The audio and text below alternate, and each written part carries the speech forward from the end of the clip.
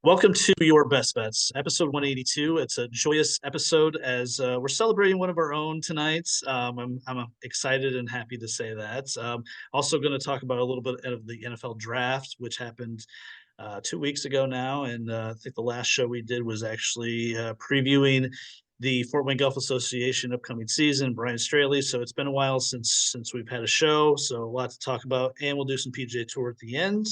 Um, Joining me tonight, Johnny Strouser, winner of the Little City tournament this past weekend through the Three Rivers Tour.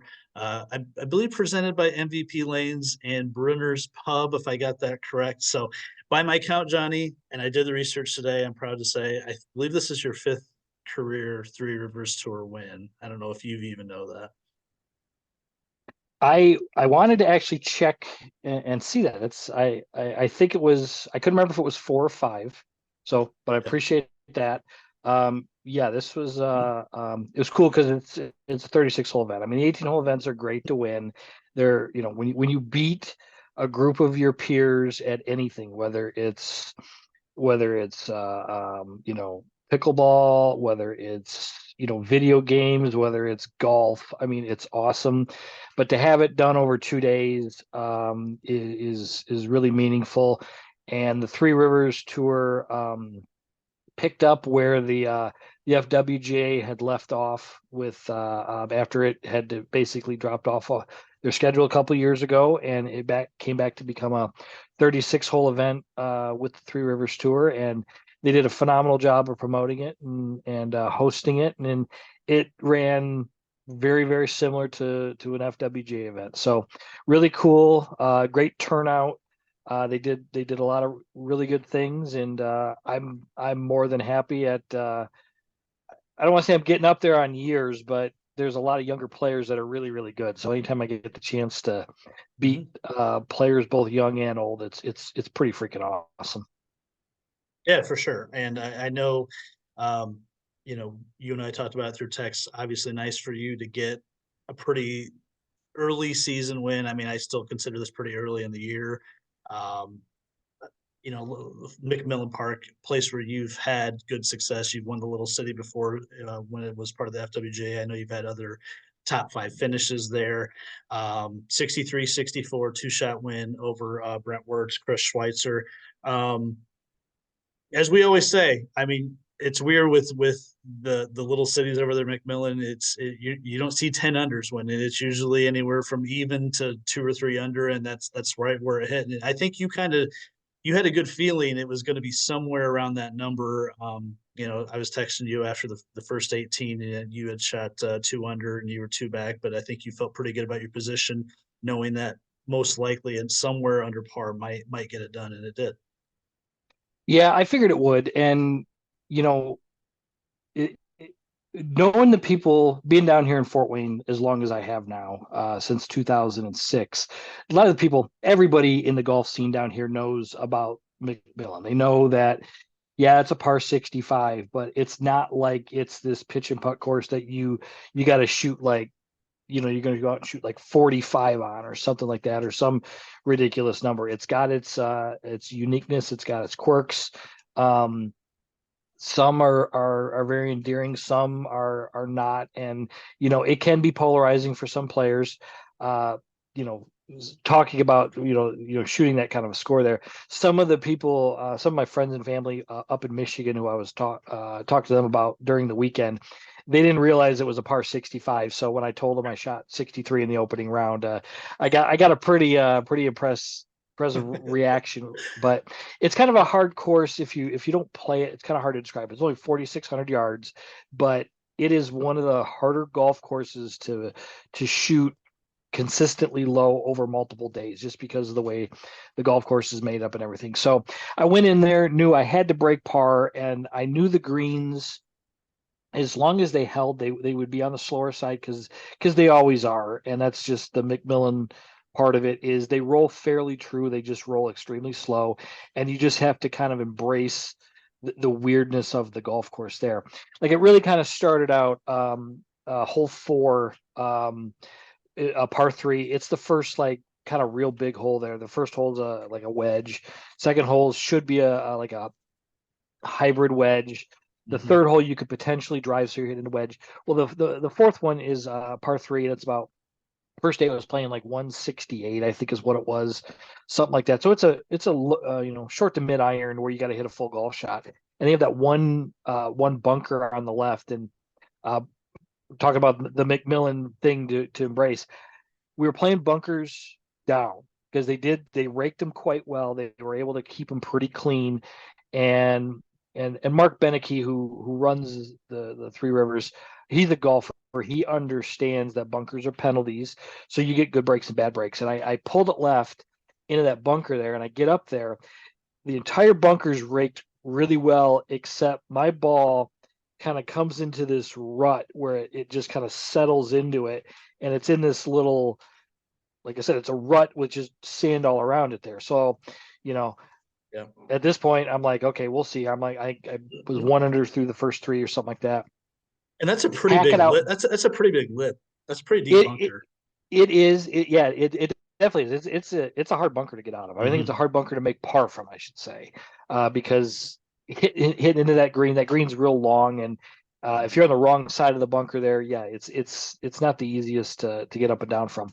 So I hit it out, and there was a lot of sand in it. Luckily, it was all wet and everything, but I barely get it on the green. Well, I get on the green there, and I didn't share the picture with you because I took a picture of it, but there was a tire track from like a really poor mow job that just was kind of, my ball's here.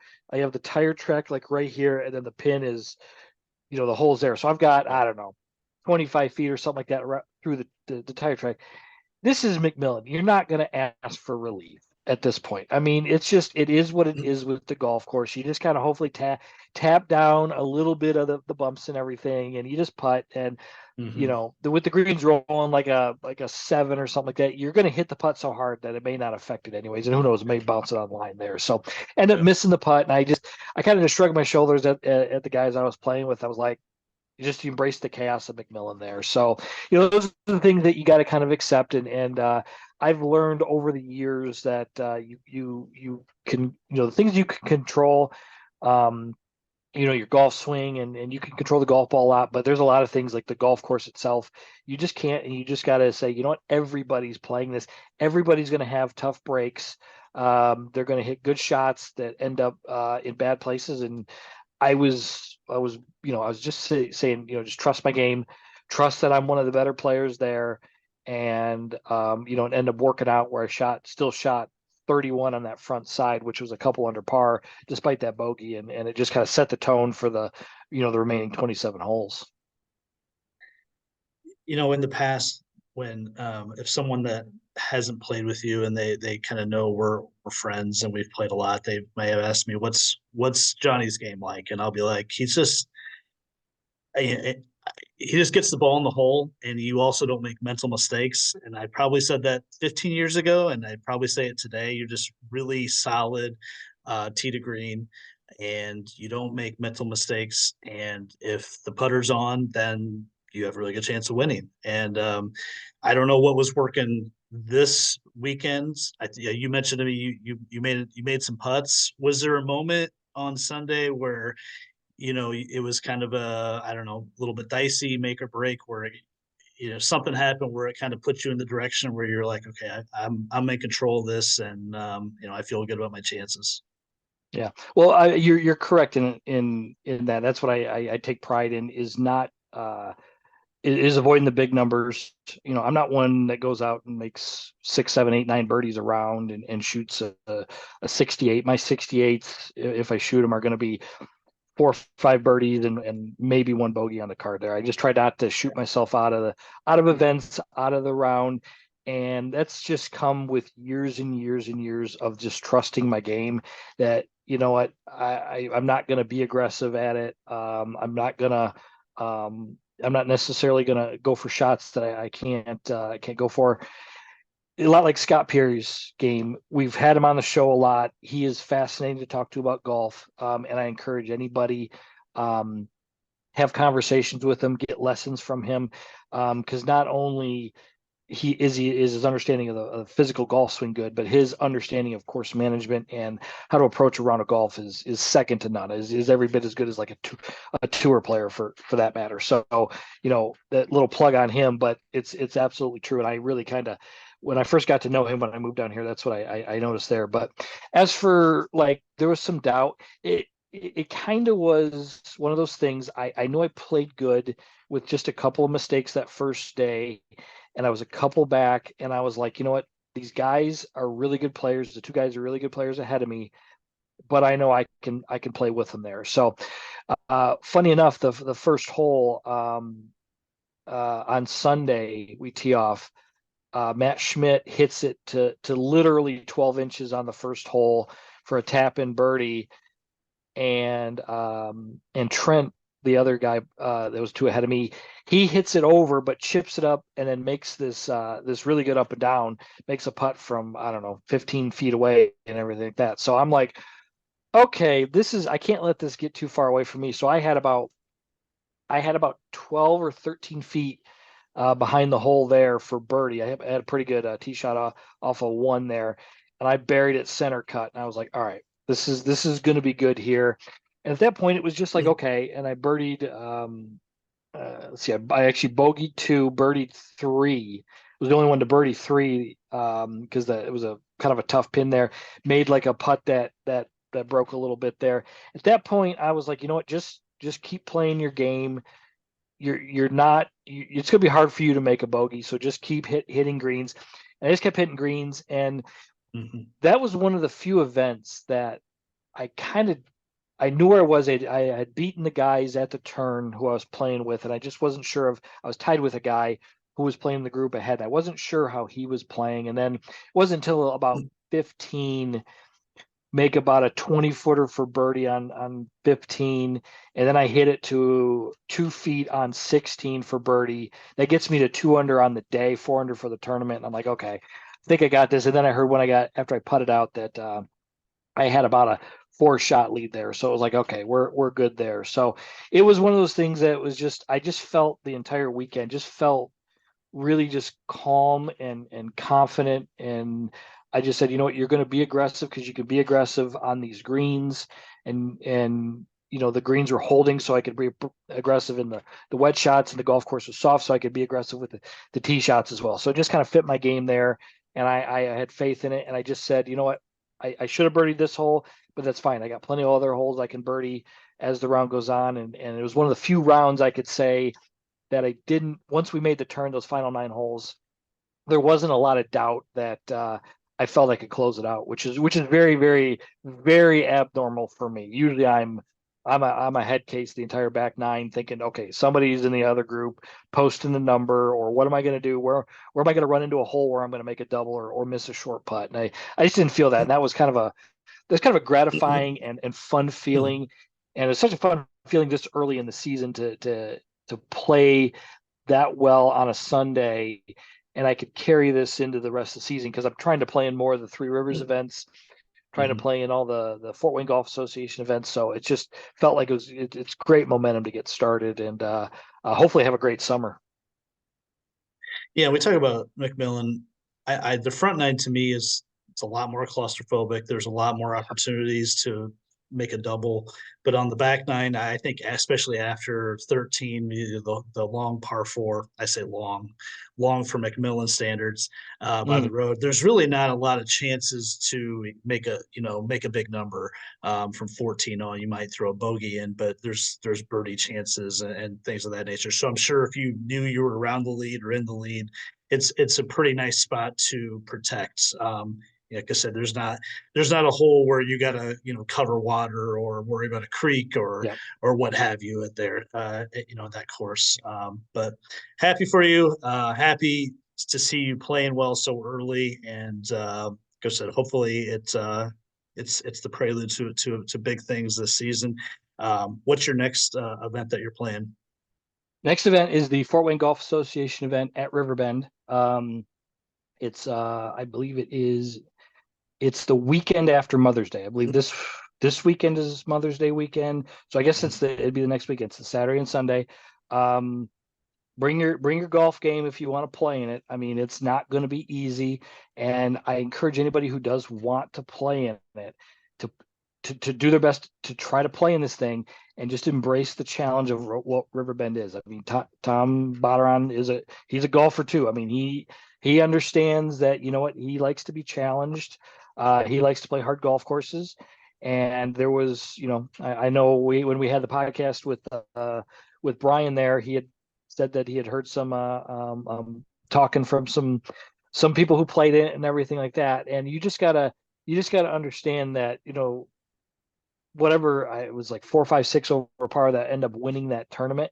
You just gotta set goals for yourself to play in that. So I'm gonna play in that one, and then the next Three Rivers events at Bridgewater on June 1st. That's another good one. That's just a one dayer up Hmm. at Bridgewater. So I mean that's a good one there, and I think that's where we're gonna hit those two. I got those weekends off, and we'll see where we're at after that. But two really good golf courses coming up. Yeah, I'm glad you mentioned both of those events because I just was going to touch on those. Yeah, the Hall of Fame at Riverbend, the 18th and 19th, and that's excited to see how that one shakes out for all the guys that will be there. Yeah, and then the events in the Three Rivers Tour at Bridgewater, which is of course I've always really liked. I know you and I have played Yeah. there a few times together. Really Yep. like it up there. Um, I will mention, yeah, you won the I don't know if we're calling it. It's not really flight one, the Touche flight officially. Uh, Brent Wertz, Trent Shively, Steve Smeltsley get the exemptions there. Also, shout out to our boy Zach. He finished eighth, a pretty solid weekend. In the golf garage flight, Tysor gets the exemption and the win, and the golf house flight, Matt Hunick gets the exemption and the win. So congrats to those guys as well. And sounded like a really great week out at McMillan, and glad that that event happened and it was back on the map. And always really, really like what Rick's done over there over the years, and glad to see that event is back. And I don't know what the future holds exactly, but hopefully it's got a spot on the schedule in the coming years. Yep, absolutely. And yeah, real good job hosting it. And I think and Brian really has to be complimented here for giving the exemptions. The guys who qualified were pretty elated by it. I mean, there was a playoff for one of the spots. Mm-hmm. That only lasted one hole, but it was they went out there, took it very seriously to avoid the qualifying. And for Brian to graciously give some spots is just tremendous. I mean, just tremendous of him and of the FWGA for allowing both tours to coexist and everything like that. So hopefully we'll see this on the schedule yearly. I know the Three Rivers guys, they loved hosting it, and looking forward to defending my title next year. Very nice. NFL drafts. No easy transition, so let's get into it. You were there. Uh, so anxious to see. I mean, I was amazed at the number of people, um, just from watching it on TV, especially round one. I watched a little bit on round two and three, and then I didn't check in at all on Saturday. But you were there on Thursday. Tell us what that was like because Holy, it looked pretty incredible. it was it was fucking awesome. I mean, we've had my cousin Brandon on here once or twice here on the podcast. He was, I mean, Yep. it's been probably 100 episodes or whatever. Yeah. Him and I, we've been diehard Lions fans for as long as we could stand up or remember, or for that matter. So when the Kansas City, was it Kansas City last year? Was where the draft was I think that's right. Yeah. in Kansas City? Um, Him and I, we texted like right after, or maybe it was right during the draft. We said we got to go next year. Hmm. We got to figure out a plan to go. But when him and I do stuff, and we do things, we love Detroit. It's him and I just love the state of Michigan, love Detroit. Nothing against Indiana or anything like that, but that's where I'm from, and I went to college in Detroit, and that's just always got a place in my heart. Um, he said, we got to do it right, and when we do that kind of stuff, we go out. So he finds this hotel that's walking distance from the draft, and he gets it from check-in Thursday through the entire weekend there. He reserves it a year in advance just to make sure. And I had to work that weekend or that entire week. I knew it. And when I have to do work schedules, I can't just take time off like you can, or like a lot of people watching the podcast. I have to work. If I can't work, I have to find a replacement. And it's really hard to find a replacement to work Mhm. 12 hours a day, multiple days. But Yeah. I luckily a Green Bay Packers fan actually was more than happy to switch with me. So that was great there. So anyways, so we get down there and we made a decision. We were going to get down there super, super early before even check in. And we pulled in to valet parking at about noon. Like I said, 5 minute walk from where the draft was. And city's already buzzing. I mean, they got everything all closed off. We can see Comerica Park and Ford Field from the outside of our hotel. I Right. mean, we are right in the heart of it and everything like that. And we ended up going into the draft for a few hours. Then we left to check back in, got dinner, had, I don't know, multiple drinks. And then we tried to get back in at about 5:30, 5:45. Took us a half hour to finally get through the mass. So we get through into where the actual entrance was at 6 p.m. and we see hordes of people walking out. And we're like, okay, well, maybe they're walking out. So we scream, what's going on here and everything. And they say, they're not letting anybody in the rest of the night. Are you kidding me? Are you kidding me? Brutal. So at 6 p.m. they meet max capacity at 275,000 people. And I Mm. am not exaggerating. There were more than 100,000 people in that area that night that did not get in. Mm. There had to been 100,000, maybe even more than Insane. that. I don't know because there was multiple points of entry there. So what him and I did the first day is we went to the Greektown area that had they were blocked off with traffic, and then they had a bunch of bars and just it was just a scene, and the vibe was amazing. It was just a bunch of football fans. Nobody was being violent. Nobody was being rude or anything. It was just the greatest vibe. And they had a DJ playing music, and they had big TV screens. And when they'd make a pick, they'd silence the music there, and we cheer, boo, whatever it is. And I didn't get to see the Caleb pick because we were still trying to get into that area there. But Yeah. so I didn't get the chance to boo it. I would have mercilessly like everybody else. But anyways, the scene was amazing. I mean, it was very, very safe, very comfortable. They had a lot of good things all set up, a lot of for the fans to enjoy. And like I said, we didn't get in the first day. We were in both the second and the third day that we were inside. We had to get there a little bit early and everything like that. But Detroit did really, really well. And like I said, there's 275,000 people inside of the gated area. There was almost enough same amount of people outside of it walking around, just trying to catch a glimpse or get used to the experience there. So it I'm was I'm it was I, quite I'm amazing. I'm glad when when you ended up getting a chance to watch it, there was no violence and it was safe.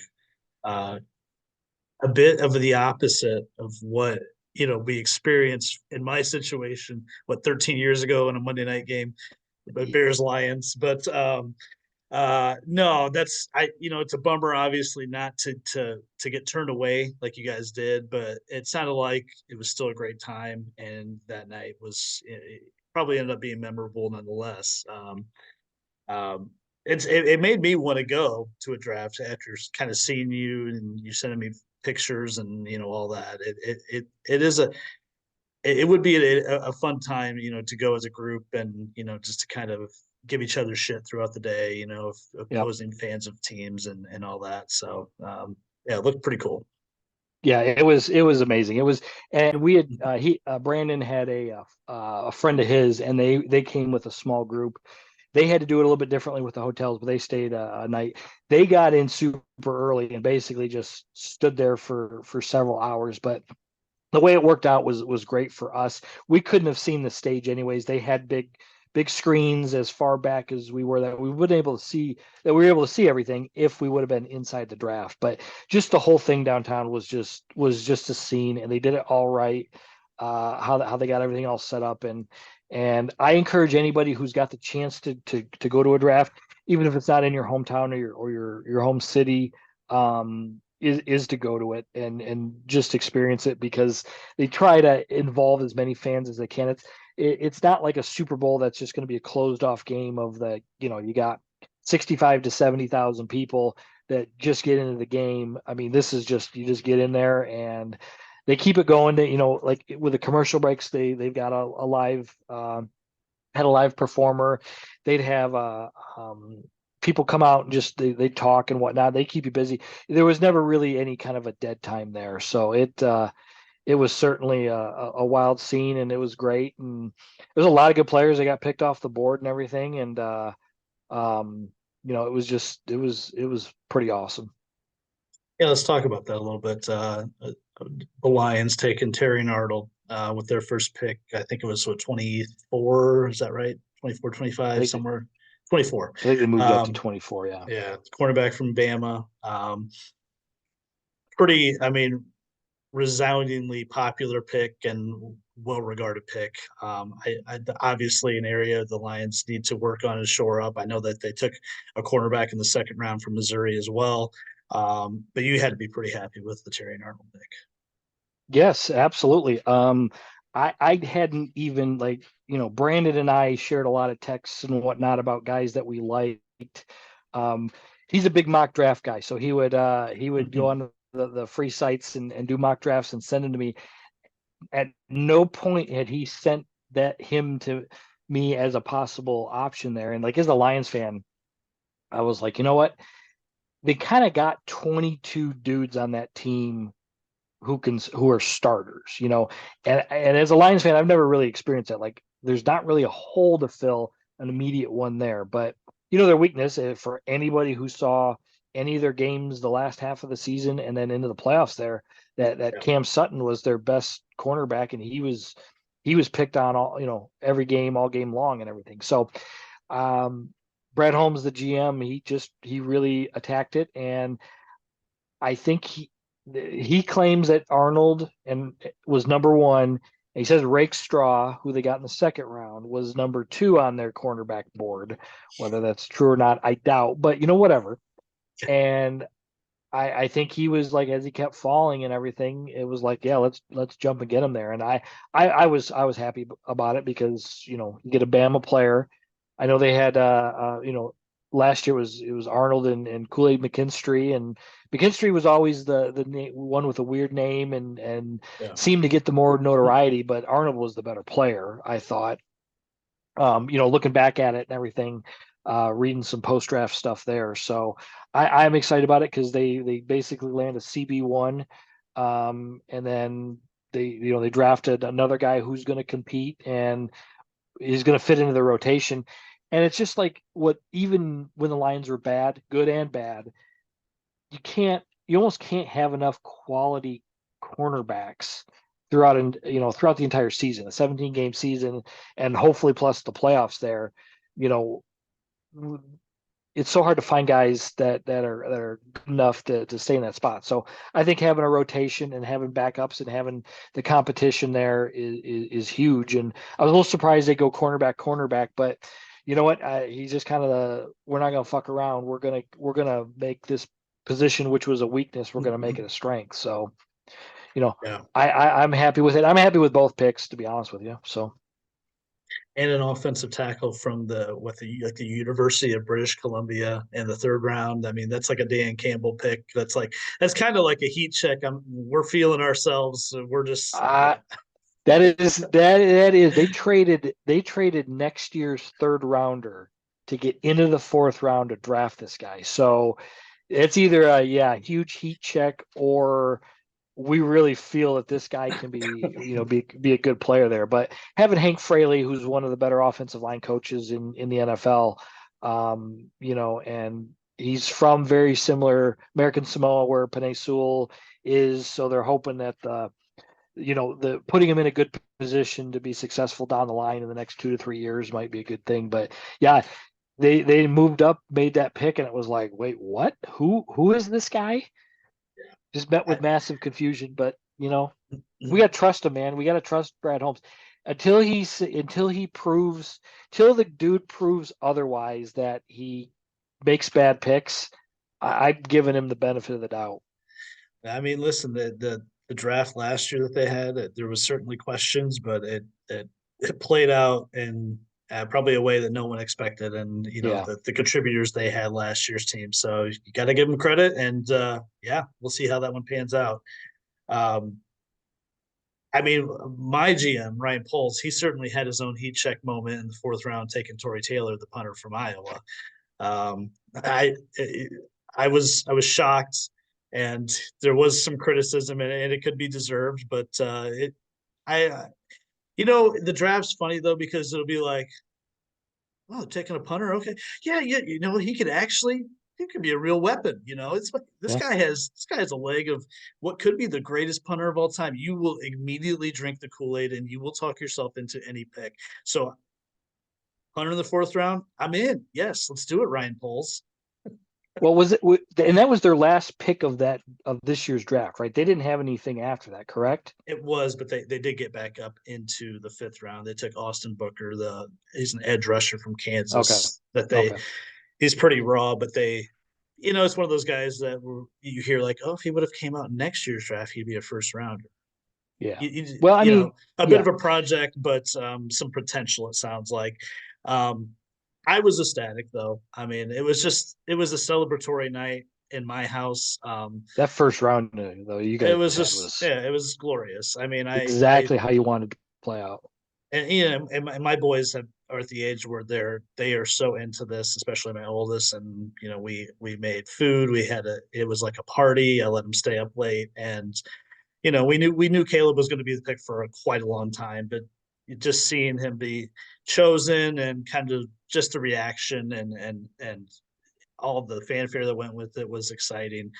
And then so we just immediately shifted our focus to number nine and what that was going to look like. And I was saying out loud, discussions with people for 2 months, like, in a perfect world, if we could get Roma Dunze, that would be my perfect draft. But I said it just doesn't happen that way. It's It just just not doesn't. that. It didn't feel like that's a Bears No, thing. It's just not going to yeah, happen. it doesn't happen that way. And I bet you 99% of Bears fans would have said the same pick at nine. I just thought it was going to end up where um, Neighbors was going to be taken by the Giants, which he was, and it was kind of Mhm. falling the way I expected. I thought the Titans would take Rome, actually. I knew the Falcons at eight were going to do something different. I didn't think they were going to do what they did. Um, but when the Titans when they took the offensive lineman, I was like, shit, I think we're getting Rome Odunze because I thought if they took Rome, we get Dallas Turner, which would have been great, honestly. But yeah, when it was Rome, I mean, my household was ecstatic, even more than the Caleb pick because we just knew what that was going to be. So yeah, I'm like, I want this season to start tomorrow. I've never been this excited as a Bears fan. Just the optimism and hope that this draft has brought, along with free agency, um, a new offensive coordinator. So there's just a lot to be excited about. My brother feels completely opposite. Shocker. Tim is not a Caleb fan. He is projecting him as a bust, and Oh, I couldn't disagree more. And I could be wrong. I don't know. It's hard to say how these things play out. I just know I know what I've watched when I've watched him play, and if we want to get on him about him being an oddball, paints his nails, has a pink phone, he's kind of a quirky personality. Could be right. I don't really care though if the product on the field is being effective and winning games. That's literally all I care about. And if he wins, it, his personality will be embraced by the city, guaranteed. And so I'm driving the car down the road of optimism, and I'm leading the way. And I just think there's nothing not to be excited about with this team and the organization and where they're headed with the offseason they've had. I yeah. I mean, I think they've. I mean, as a Lions fan, I was afraid when Jordan Love got pretty good at the back half of last year, and they beat the Lions in the second matchup and everything, and they've proven that they're just still a machine and they can produce and everything like that. Now it's like, okay, Chicago, if they can just get some pretty average play out of Caleb, I mean, that roster's good. I mean, It is, yeah. it's just not like a patchwork type roster. I mean, it's just they got really good football players, and I mean, they beat Detroit last year in the second game as well there. So it's just like the North is going to be really really tough, Yeah, and it's going North's to be gonna be hard. good. You know how hard it is in football. Period. I mean, unless you're the Kansas City Chiefs, how hard it is to win the division back to back, and like I'm running the scenarios in my head. Like I was talking about golf. Sometimes I'm always like freaking out about like, can I hold on to win? Can I do this or whatever? I'm like, you know what? Green Bay's going to win the division, and it's going to come. They're going to do the schedule release here. I think what later this week or next week, and it's going to be like Lions at Bears at like week 18 or some shit like that. And it's going to be to get into the playoffs or something like that, like what Yeah. Detroit did on Sunday Night Football to the Packers a couple years ago. So it's like it's definitely competitive, and there's three really really solid teams. And like I'm sure you'll take the over on this, but I saw like right after the draft, I think the over under for the Bears was 8.5. Yeah. That feels. I mean, I know you got a rookie quarterback and everything, and you don't know what your offensive coordinator is going to bring, but Yeah. that feels like a not a nuke, but Yeah. hit that Yeah. over pretty easily. I mean, 9-10 wins isn't out of the question. I think for all three of the teams, really. Yeah, I think you're right. I mean, they were 7-10 last year. The Bears were with inconsistent play. Yeah. To be fair on the offensive side of the ball, the defense became a top 10 unit, um, playing as well as anyone toward the end of the season. They brought a lot of those guys back, but yeah, I think if the expectation is Caleb is just at least solid, um, that they have a lot of pieces around him now to be really an effective offense to win Mm. 9 games. I'm trying to be realistic and think, okay, it's probably unrealistic to make a jump to the playoffs, but why not? We saw what the Texans did last year with, I Yeah. mean, CJ Stroud. I mean, that obviously exceeded expectations, and um, obviously the team did as well. But it's just a different world from even 15 years ago when even if a guy was drafted number one overall, there was no guarantee he was even going to play that first Yeah. season. I think back to Carson Palmer, back in the day, drafted number one overall, and he sat behind what John Kitna, right, John for Gidna for yeah a whole at year. least this season. Yeah, Yeah. yeah. But now these guys come in and it's like, okay, we're on this rookie deal. We are on the clock to get this thing Hmm. done, and that's why I'm excited about this Bears team is because they have built this team the last couple of years and they have cap space and Caleb's coming in to a roster that's as good as a situation as any number one quarterback has come into that I can remember. So the pieces seem to fit. Now we just got to see it on the field, and yeah, I can't wait. It's gonna be awesome this year. But yeah, the North is gonna be incredible. I mean, the Vikings still have a ton of talent as well, Hmm. um, and yeah, it's gonna be exciting. I can't wait for some of these some of these uh, different. Of course, you can, like you mentioned, you can put bets out there right now on wins or Super Bowl odds or MVP, Rookie of the Year, all this stuff. But um, can't wait. NFL season's going to be spectacular, and I'm sure you're excited with the Lions did last year. The expectations are just going to. It's as we've mentioned with a lot of different things. It is a different animal with the weight of expectations, but I'll be interested to see what the Lions can do if they can follow up what they did last year. They definitely have a lot of momentum on their side. Yeah, they do, and it's crazy that I mean, April is when the draft was. April, how much big the NFL is, how important it is, how it just kind of gets everybody invested in it.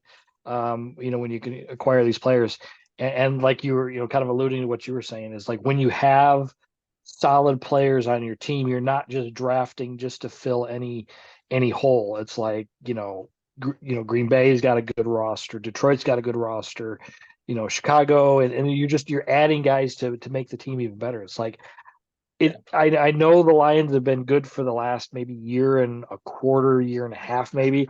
It's just still so hard for me to grasp, and I'll keep saying that probably for this entire run. Hopefully, it lasts a couple more years and everything. But yeah, it's interesting that like when you look at the draft board, you're like, you know what? We're not just saying, oh yeah, this guy could help, this guy could help, this guy could help. We're actually like looking at like what's a position among our great, our great team, our great positions, what's the one that we need to improve the most, or what can help and maybe be a backup because we've got a good enough starter to do that. So Yep. it's uh it's a neat time, and it's fascinating that when you're a good team, what the draft kind of does, because it just puts those expectations on even more. So I'm anxious to see how this goes. I want summer to be slow. I want to take my time, play a lot of golf, watch a lot of baseball. But man, when that NFL training camp starts, Yep. it's going to be here, and it just is. It's going to be exciting stuff. The NFL just hits different than Hmm. any other professional sport, and it has for a while. Last thing, let's just talk briefly about Wells Fargo, and before we do Wells Fargo, and I don't want to get too deep in the weeds on anything before a major championship next week that has snuck up on us. But I'm going to the Memorial in about a month, and taking my boys again. This is third year we're going to go, and I was kind of asking them, who do you guys want to see? Who do you guys want to see this year? Try to get an autograph from, and they were kind of throwing out some names, and then they were like, Dad, who are you rooting for when we go there? And I was kind of like, huh, that's a good question. And I wanted to kind of throw it back at you because we're obviously Tiger fans, Tiger Woods fans, and we have been since his amateur days, and we're just in a different space now where that's just a world where we're only going to see him a few times a year. And I kind of wanted to get your take on at a major championship before it starts, who are the guys you're rooting for, actually rooting for, betting aside, who are your favorites? Who are you rooting for these days? That that's a really really hard question, because I don't know if I've ever really I don't know if I've ever really thought about that, because it's like I mostly root for the moment. But when you get a situation when you've got, like, let's say two or three guys coming down the stretch, yeah, there's guys I root for. So obviously it was Tiger at one point. It then became Dustin Johnson was the guy. I think, I mean, I question the work ethic and the desire of him, going forward anymore. So Yeah. he could still maybe win on talent, but something like that. But I never, when he first won those the major championships and had that great season, well, probably was it maybe 10 years ago or whatever. It had to been less than that. But Jordan Spieth, I find myself rooting for him now. Yeah. And it's not really pity, but it's just like, you know what? It just like it's a uh, you know, I don't know. I It's kind of just like well, how he just does the whole thing. it's and pity. I think now it's like you've seen him. He's been at the top, and now he's trying to get back. Right, and he's been trying to get Hmm. back for a while. And I think there is respect and guys working their ass off and trying to figure out, man, how do I get back to where I was 6 years ago, 7 years ago? It feels like a long time ago now for him, as we've talked about where he's at a lot lately. I didn't expect you to go Spieth, but I'm not too surprised, and I know there's probably a group of guys that you're generally rooting for. I told them, I said, I guess if I had to pick one guy, I'd probably pick Justin Thomas out of the group these days that I generally am pulling for. I've just always been drawn to just how he plays the game, how emotional he is, how much he cares, and I just like that about him, and I like his fire, and kind of just he's got this flair for the game, right? That makes it fun to watch when he's in it and he's making putts and he's yelling, "Come on, let's go!" or whatever some of the orchestrated shit he does at the Ryder Cup. for the better or worse. There's obviously this crew of guys that I generally like watching and pulling from them if they're in it for the win, like a Spieth, even Rory. Scotty is kind of this weird unicorn where I'm not sure I'm rooting for him to win, but when I watch him play, I'm just like I admire it, and I am like, God Yeah. damn, this is amazing, and I want to see more of it. So I'm not necessarily rooting for him the person. I'm rooting for him as just what could be a historic player, I guess. You know what I mean? Yeah, I was gonna say I don't necessarily root for him, but the success is just fascinating. And we discussed it, I think, with when we had Brian Straley on the podcast.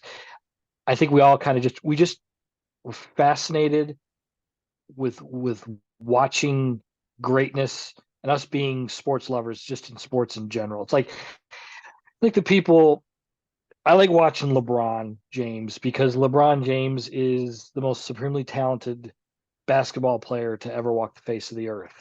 You could say, "Oh, he sucks. I don't like him. He's a whiner. He does this. He can't win.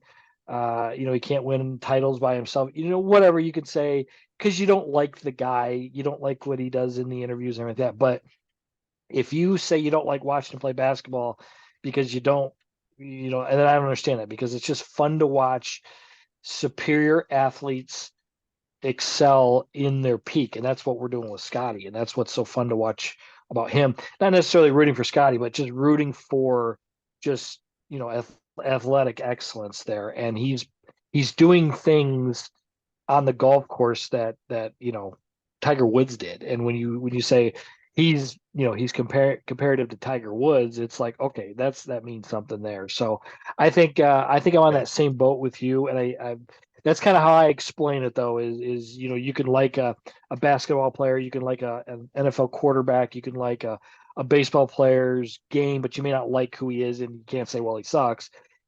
You just if you like sports, you just like witnessing greatness. I mean, Yeah. and for music lovers who like to watch, who like to listen to certain artists and everything, I think it's a very comparative thing. So I would say that, yeah, I don't necessarily root for him, but I like to watch it. So it's like it gets kind of captivating there. So Yeah. that would be a good one there.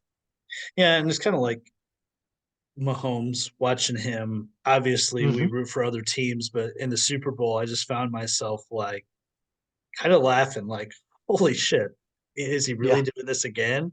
And like with this team, with these receivers, like he's really doing this? It's like just this ultimate respect, but kind of Yeah. like wild admiration for these guys that continue to just keep pulling it off when it looks like the odds are against them. So Hmm. I'm kind of down that road with you, but yeah, I mean, like I root for the Cameron Youngs of the world, the Will Zalatoris, Hmm. Sam Burns. Don't forget about Sam Burns. Sam, You root my pretty boy hard Sam for. Burns, yeah. But yeah, I mean, I generally root for all these guys now. The betting angle changes a lot of this, right? Like, I mean, if I got $500 on Matt Fitzpatrick and I got nothing on JT, sorry You're JT, I the need I you're the need this biggest one. Matt Fitzpatrick. Yeah. That's right. That's right. But yeah, it was a curious thought. It was a good question by them. And I was like, that's actually a good point. I had to think about it for a second. All right, let's do 2 minutes on Wells Fargo. Elevated event. Everyone's here except Scotty this week. Quail Hollow is, I don't know how I feel about it as a track, but I think it's a good lead up to the PGA Championship. Long golf course, usually pretty reasonable rough. Got to drive it well here. Traditionally rewards good drivers. Wyndham Clark won last year. Excellent driver of the ball. Um, I'm excited about this event just because it feels like it's been 3 weeks since we had the Heritage where all the guys were together. So it's a nice warm up for the PGA. And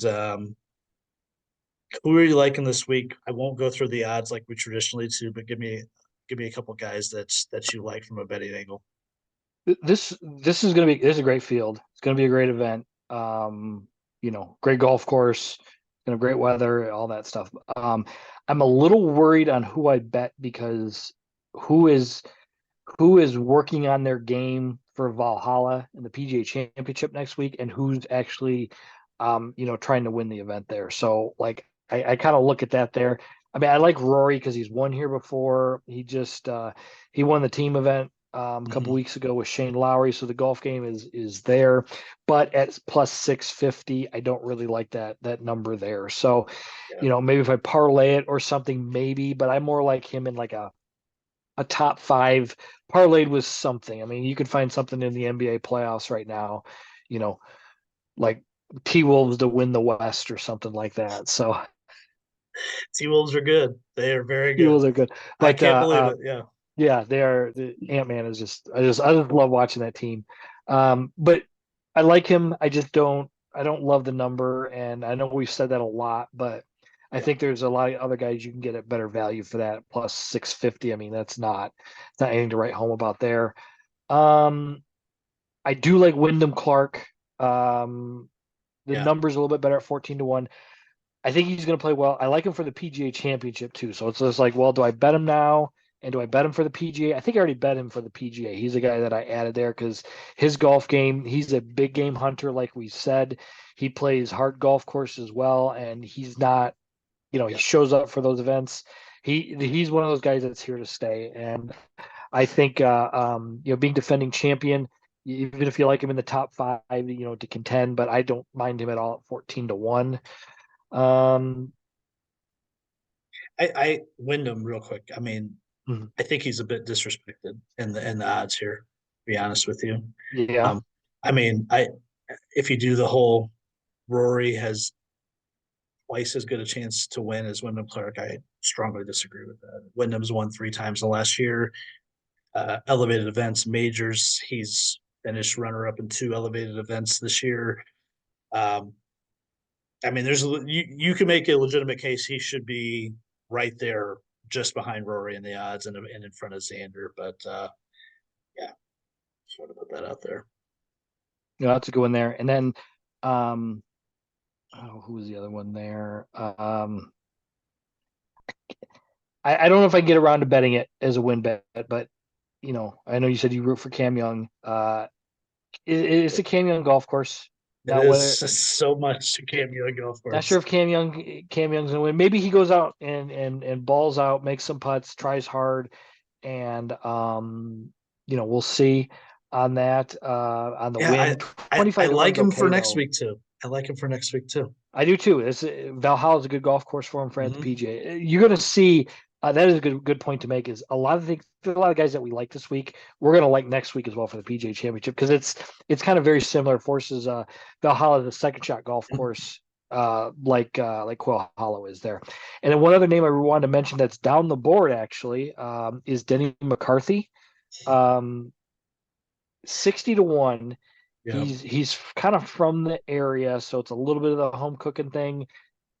I don't know if the golf game is merits enough to where he's going to win, but I mean he should have won a de facto elevated event last year, Memorial, so he's got the game to win. If not for a crazy hot Vic Hovland there in the final round. But I think that's good value there in any market, top five, top 10, top 20, hit that far down the board. I just think that's a really good value bet. And while we're at it down there, I'll go one more is Corey Connors, ball striker. His buddy Taylor Pendrith, fellow Canadian, won last week. Um, Maybe ride some momentum there. Like him in any of those markets there.